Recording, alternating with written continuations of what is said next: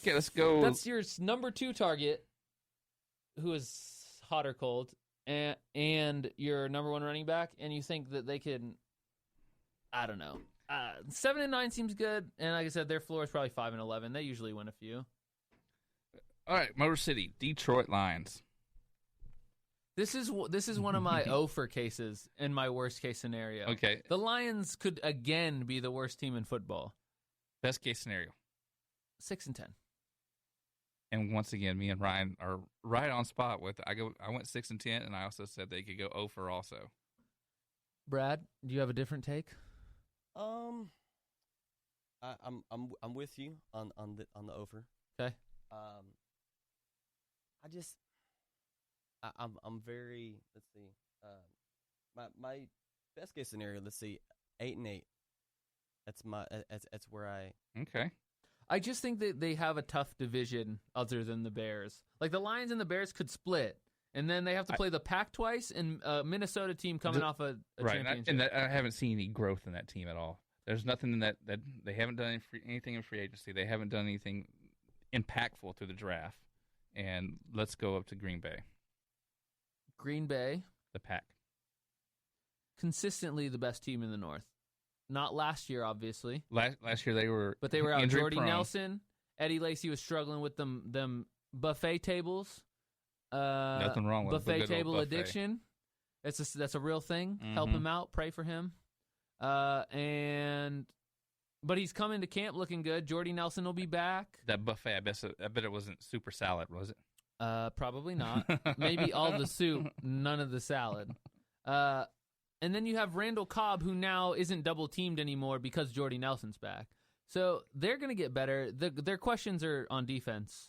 I mean, they traded a few guys out, or traded or lost to re-signings 2 years ago, and they didn't look like the Super Bowl caliber team that they were. And then you turn around and take Clay Matthews off the edge, and you put him in the middle now to help with their run defense, right? And their defense, and it worked for them. But you also don't get the edge pass rush or power that Clay Matthews was before. Right. And once again, he's gotten a little older, and that's probably. And he's not Julius Peppers. Right. And I think they miss Charles Woodson a lot more than what they'll say, in my opinion. Well, yeah, and again, when you you take the edge rush away a little bit, and you shore up your run defense, which is a good thing to do, but then you also take the absence of Woodson and compounding that you're not getting to the quarterback as much. Like together, I think those two things really impacted their secondary. Although it's Clinton Dix that they have from Alabama, who actually looks pretty good. Clinton Dix. Yeah, Clinton Dix. But Clinton Dix, he looks like he will be a player. He's actually one of the few Alabama defenders who's gone into the NFL and has stayed at pretty much the same caliber. Yeah, well, you can see the growth in him every single season. Right. So every game I think you see him improving. 12-4. Right. I have them winning their division. 13-3. I think they're 8-8 if they 9-7. So do you have them winning the division? We haven't talked about the Minnesota Vikings yet. Well, that's why I'm asking. Yes, I have the Packers winning the division. Me too. Actually, we agree. That's so nice. But originally, I almost went with the Vikings. I have the Vikings taking the wild card. So do I. I like the Vikings a lot. I like Teddy Bridgewater. What do you like about Teddy Bridgewater? How he just manages the game. How he doesn't throw away the big time interception. I like that Teddy Bridgewater does a really great Alex Smith impression. That's what I heard. That's what I heard right there. Is an Alex Smith impression ever won Alex Smith a ring? Well, see, here's the thing. I don't think Teddy Bridgewater had a deep down the field threat. Now he does. No. He does. He just can't get the ball that far. I think he can. He is great inside 40 yards. Anything after that?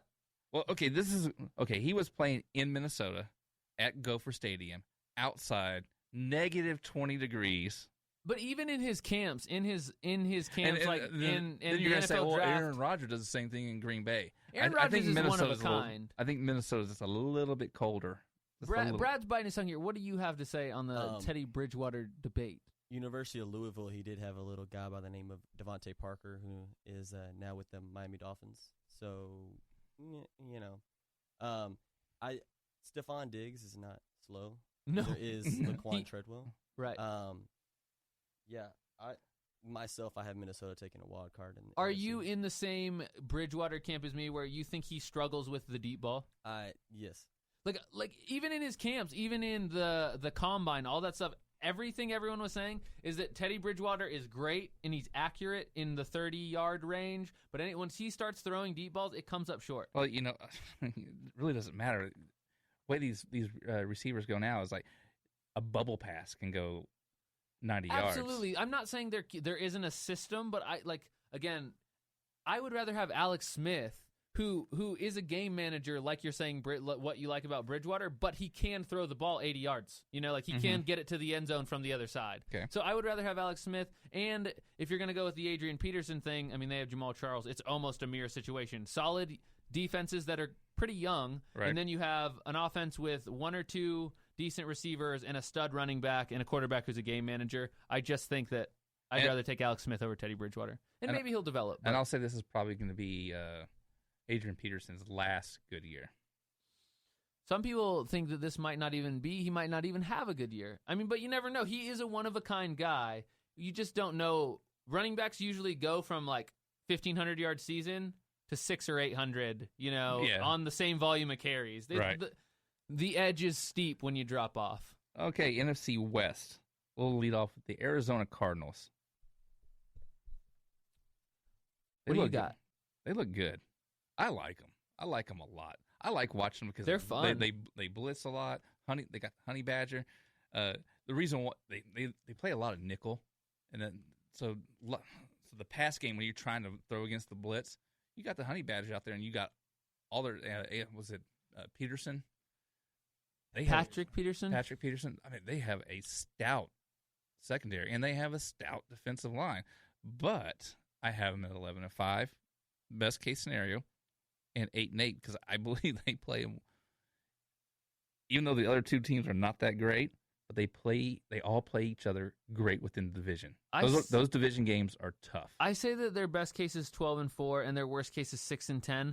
I think if you watch the Cardinals, like they made the playoffs last year, right.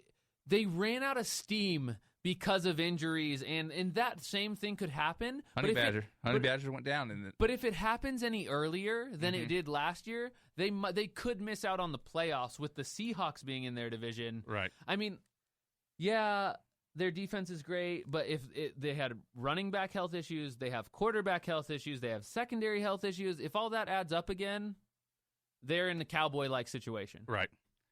Los Angeles, back to L.A. Los Angeles Rams. The new old Rams are 9-7 or 3-13.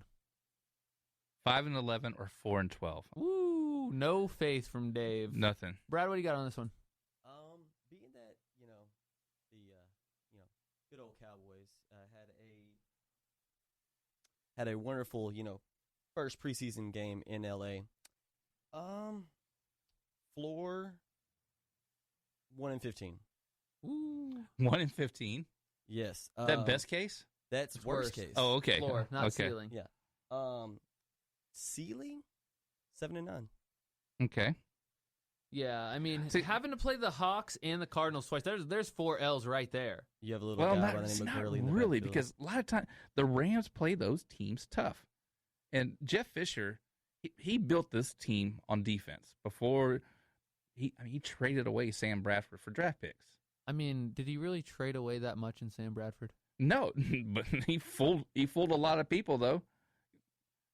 I mean, I'm not a Jeff Fisher fan because Jeff Fisher was the coach of the Houston Oilers before they moved to become the Tennessee Titans.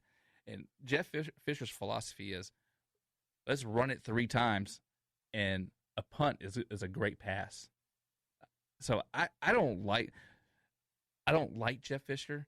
I don't understand why he took Jared Goff as the number 1 pick. I think it was a management pick. And last time a management pick went under Jeff Fisher, that was Mr. Vince Young. And you saw what he did with Vince Young. So, not saying that Vince Young deserved it. But, Vince Young had his own part in it. So, him and quarterbacks do not get along. We're going to the Bay Area, San Fran. I have them best case scenario 5-11. But once again, this team could pull over. Brad's throwing us the 2-win best case scenario fingers here. That's you think it's going to be that bad under the new Chip Kelly high flying, high powered bubble screen offense? They don't have a quarterback. They have two. Blaine Gabbert? When you have two, Colin you have Kaepernick. zero. Colin Kaepernick is the GOAT. He's the greatest of all time. He had a great- He's the reincarnation of Steve Young. He had a great, 6 games? 7? Maybe? Those 6 games got him paid. And he took the money and did... Same thing most people do once they take the money. They take the money and just start counting. I'm good. Yeah. money. Got to do money, enough money. to stay on the roster. That's pretty much it.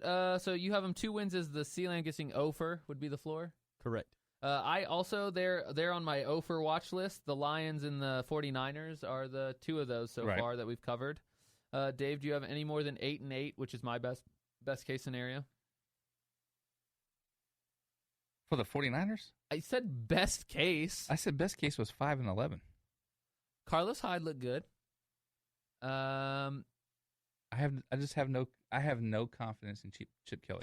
When their linebackers aren't arrested, they're usually fantastic. Even though he's now plays for the Raiders. When they're not hit with about 5 to 6 injuries all in the same year. Right. Excuse me, retirements in the same year. I mean, I think everyone was just tired of playing for their coach. Well, last year their coach was just a joke, but San Francisco on to the usual favorite of the West. Seattle Seahawks. I have them at 12-4, best case scenario. 13-3. And worst case scenario 9-7. But I am interested in the fact of no Marshawn Lynch. Everyone thinks Thomas Rawls is the heir to the throne. I don't buy it. But what I like about it is how they didn't spend any money on wide receivers.